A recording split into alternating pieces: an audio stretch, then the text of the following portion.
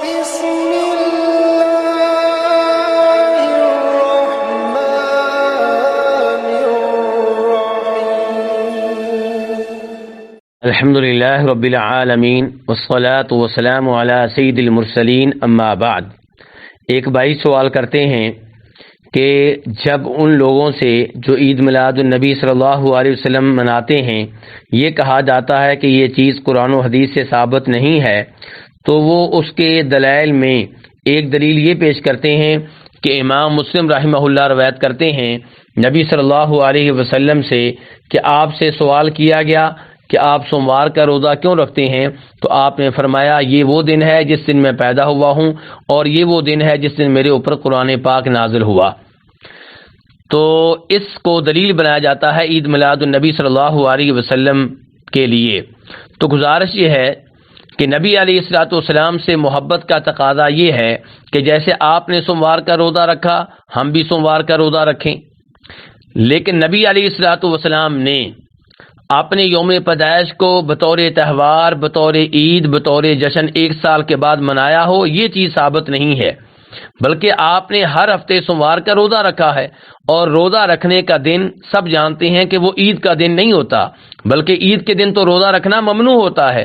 آپ کا سوموار کے دن روزہ رکھنا اس بات کی دلیل ہے کہ آپ کے یوم پیدائش کو بطور عید، بطور تہوار منانا غلط ہے۔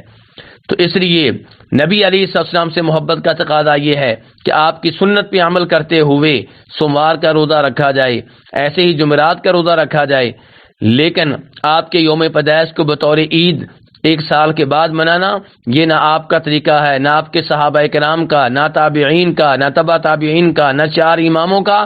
یہ ان لوگوں کا طریقہ ہے جو صحابہ کرام کے دشمن تھے اور مصر میں حکمران رہے ہیں، انہیں فاطمی کہا جاتا تھا۔ انہوں نے اس چیز کا آغاز کیا تھا کہ آپ کے یوم پیدائش کو بطور عید اور بطور تہوار منایا جائے۔ اللہ تعالی ہمیں ہر طرح کی بدعات سے محفوظ رکھے۔ جو اس دن کو بطور عید مناتے ہیں، بطور جشن مناتے ہیں، جب آپ ان سے بات کریں گے، انہیں سمجھانے کی کوشش کریں گے، تو وہ کہتے ہیں کہ یہ چیز قرآن و حدیث سے ثابت ہے۔ کیسے ثابت ہے؟ مثال کے طور پہ اللہ تعالیٰ فرماتے ہیں قرآن حکیم میں، قُلْ بِفَضْلِ اللَّهِ وَبِرَحْمَتِهِ فَبِذَلِكَ فَلْيَفْرَحُوا۔ اللہ تعالیٰ کہہ رہے ہیں کہ اے نبی صلی اللہ علیہ وسلم، آپ ان لوگوں سے کہہ دیں کہ اللہ کے فضل اور اللہ کی رحمت پہ خوش ہونا چاہیے، اللہ کے فضل اور اللہ کی رحمت پہ خوش ہونا چاہیے۔ تو نبی علیہ الصلوۃ والسلام کی ولادت سے بڑھ کر اللہ کا فضل کیا ہوگا؟ آپ کی ولادت سے بڑھ کر اللہ کی رحمت کون سی ہوگی؟ اور قرآن کہہ رہا ہے کہ اللہ کے فضل پہ اور اللہ کی رحمت پہ خوش ہونا چاہیے۔ یہ وہ دلیل ہے جو عید میلاد النبی صلی اللہ علیہ وسلم کے جواز کے طور پہ پیش کی جاتی ہے۔ لیکن میرے بھائیوں، اگر ہم یہ استدلال مان لیں کہ جس دن اللہ کا کوئی فضل نازل ہوا، اللہ کی رحمت نازل ہوئی، اس دن کو عید کے طور پہ منانا چاہیے، تو پھر نبی علیہ الصلوۃ والسلام کی ولادت ہی اللہ کی رحمت نہیں ہے، بلکہ جس دن آپ نبی بنے، آپ کی بعثت، آپ کی نبوت، آپ کی رسالت، یہ بھی اللہ کی بہت بڑی رحمت ہے، اللہ کا بہت بڑا فضل ہے۔ جس دن پہلی وحی نازل ہوئی اس دن کو بھی عید کے طور پہ منائیے، اور پھر جس دن آپ نے مکہ سے مدینہ کا سفر کیا، ہجرت کی، آپ کا یوم ہجرت، آپ کا مدینہ میں پہنچنا، جس دن مدینہ پہنچے اس یوم ہجرت کو بھی بطور عید منانا چاہیے، کیونکہ وہ بھی اللہ کا بہت بڑا فضل اور اللہ کی بہت بڑی رحمت ہے۔ جس دن آپ کو بدر کے میدان میں فتح ملی، وہ فتح بھی اللہ کا بہت بڑا فضل ہے، اللہ کی بہت بڑی رحمت ہے، اس کو بھی بطور عید منانا چاہیے۔ مکہ آپ نے فتح کیا، جس دن مکہ میں فاتحانہ طور پہ داخل ہوئے اس دن کو بھی بطور عید منانا چاہیے۔ اور جس دن اللہ کا یہ فرمان نازل ہوا کہ الیوم اکملت لکم دینکم، آج میں نے تمہارے لیے تمہارا دین مکمل کر دیا ہے۔ یہ بہت بڑی خوشخبری ہے۔ اس آیت کے نزول کے دن کو بھی بطور عید منانا چاہیے۔ آپ صلی اللہ علیہ وسلم کی زندگی کا ایک ایک دن یوم عید بن جائے گا، یوم جشن بن جائے گا، یوم تہوار بن جائے گا۔ میرے بھائیو، اس آیت کا یہ مطلب قطعاً نہیں ہے۔ پہلی بات یہ ہے کہ اس آیت میں اللہ کے کون سے فضل اور اللہ کی کون سی رحمت کا تذکرہ ہوا ہے۔ ایک آیت پیچھے چلے جائیں، اللہ تعالیٰ فرماتے ہیں یا ایھا الناس قد جاءتکم موعظۃ من ربکم وشفاء لما فی الصدور وہدی ورحمۃ للمؤمنین۔ اے لوگو، تم پہ اللہ کی طرف سے وعد نازل ہو چکا۔ اللہ رب العزت نے تمہارے اوپر وہ کلام نازل کر دیا جس میں سینوں کے لیے، دلوں کے لیے شفا ہے، جو لوگوں کے لیے، مومنوں کے لیے ہدایت اور رحمت ہے۔ اس کے بعد اللہ تعالیٰ کہتے ہیں کہ اللہ کے فضل اور اللہ کی رحمت پہ خوش ہونا چاہیے۔ تو یہاں پہ اللہ کے جس فضل اور جس رحمت کا تذکرہ ہوا ہے وہ نزول قرآن ہے، وہ شریعت کا نازل ہونا ہے، وہ دین کا نازل ہونا ہے۔ اور کوئی بھی اس دن کو بطور عید نہیں مناتا جس دن قرآن کی تکمیل ہوئی، جس دن دین کی تکمیل ہوئی۔ میرے بھائیو، اللہ رب العزت نے یہ کہا ہے کہ اللہ کے فضل اللہ کی رحمت پہ خوش ہونا چاہیے۔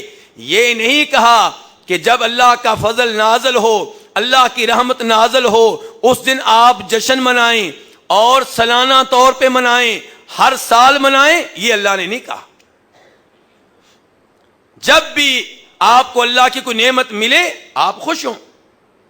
اللہ آپ کو بیٹا دے، اللہ کا فضل ہے، اللہ کی رحمت ہے، آپ خوش ہوں۔ لیکن جس دن اللہ نے بیٹا دیا اس دن کو ہر سال بطور عید منانا، بطور جشن منانا، یہ مسئلہ ہے۔ اور اس کے بعد بھائی کہتے ہیں میلاد کا ایک مطلب یہ ہے کہ نعتیں پڑھنا کسی گھر میں جمع ہو کر۔ میرے بھائی، نبی علیہ الصلوۃ والسلام کی شان میں صحابہ کرام نے شعر پڑھے ہیں، قصیدے پڑھے ہیں، اس میں کوئی شک و شبہ نہیں ہے۔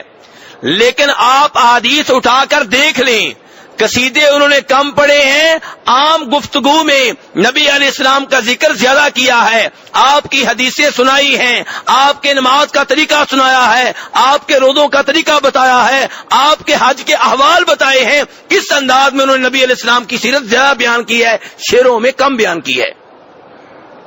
لیکن ہم نے کیا کر لیا جی، نعتیں شعر پڑھنے ہیں اور ان میں بھی شرکی الفاظ ہوتے ہیں اور خوبصورت آواز کو دیکھا جاتا ہے، اور ہو سکتا ہے سننے والوں کو کسی لفظ کی سمجھ نہ آ رہی ہو، بس یہ پتا ہو کہ آواز بڑی خوبصورت ہے۔ اور عام طور پہ نعتیں لکھنے والے بھی اردو ادب کے تو ماستر ہو سکتے ہیں، دینی لحاظ سے کورے ہوتے ہیں، اس لیے نعتوں میں غلط باتیں ہوتی ہیں، شرک ہوتا ہے، بدعت والے الفاظ ہوتے ہیں، مبالغہ ہوتا ہے۔ اور ہمارے نبی علیہ السلام نے فرمایا تھا لا تطرونی کما اطرت النصارى ابن مریم، کہ لوگوں میرے معاملے میں حد سے آگے نہ بڑھنا، میری تعریف کرتے ہوئے مبالغہ نہ کرنا، حد سے آگے نہ بڑھنا، وہ کام نہ کرنا جو عیسائیوں نے عیسیٰ علیہ السلام کے ساتھ کیا تھا۔ انما انا عبد، میں ایک بندہ ہوں، فقولوا عبد اللہ ورسولہ، میرے بارے میں کہا کرو کہ اللہ کے بندے اور اللہ کے رسول ہیں۔ اور آج بندے کہنے والے کم ہیں، اللہ کے رسول کو اللہ کا بندہ کہا جائے تو لوگ گھورنے لگیں گے، جبکہ نبی اسلام بخاری شریف کے حدیث میں کہہ رہے میرے بارے میں کہو کہ یہ اللہ کے بندے ہیں اور اللہ کے رسول ہیں۔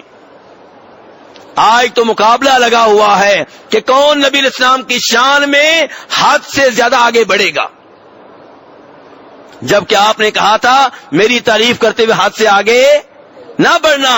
یہاں تو یہ صورتحال ہے کہ نسائی شریف کی حدیث ہے، ایک صحابی نے کسی بات پہ نبی اسلام کو کہہ دیا ما شاء اللہ وشئت، اے اللہ کے رسول وہ ہوگا جو اللہ چاہے گا اور آپ چاہیں گے، جو اللہ چاہے گا اور آپ چاہیں گے۔